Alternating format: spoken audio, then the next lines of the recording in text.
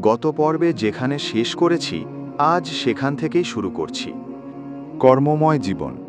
তরুণ বয়সে রাসূলুল্লাহ সাল্লাল্লাহু আলাইহি ওয়াসাল্লাম এর নির্দিষ্ট কোনো কাজ ছিল না।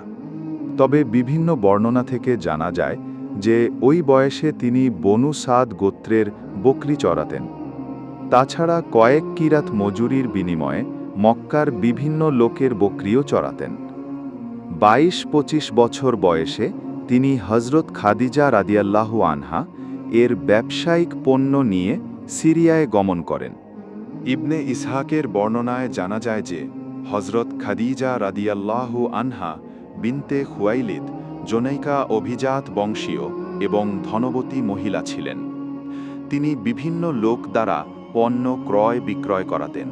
তার একটি লভ্যাংশ নিজে গ্রহণ করতেন এবং একটি অংশ সে লোককে দিতেন যাকে দিয়ে কেনাবেচা করানো হতো। কোরাইশ গোত্রের মধ্যে তখন ব্যবসায়ের ব্যাপক প্রচলন ছিল। হযরত খাদিজা রাদিয়াল্লাহু আনহা রাসূলুল্লাহ সাল্লাল্লাহু আলাইহি ওয়াসাল্লামের সততা, সচ্চরিত্রতা এবং নম্রতার কথা শুনে তাকে নিজের ব্যবসায় নিয়োগের জন্য তার নিকট প্রস্তাব প্রেরণ করলেন। তিনি তার কৃতদাস মাইসারাকে সাথে নিয়ে যাওয়ার প্রস্তাব দিলেন। তিনি আরও বললেন যে অন্য লোকদেরকে তিনি যে পারিশ্রমিক দিয়ে থাকেন রাসূলুল্লাহ সাল্লাল্লাহু আলাইহি ওয়াসাল্লামকে তদাপেক্ষা বেশি পারিশ্রমিক দেবেন। রাসূলুল্লাহ সাল্লাল্লাহু আলাইহি ওয়াসাল্লাম তার প্রস্তাব গ্রহণ করলেন এবং তার ব্যবসায়িক পণ্য নিয়ে কৃতদাস মাইসারা সহ সিরিয়া গমন করলেন। বিবি খাদিজার সাথে শুভ পরিণয়।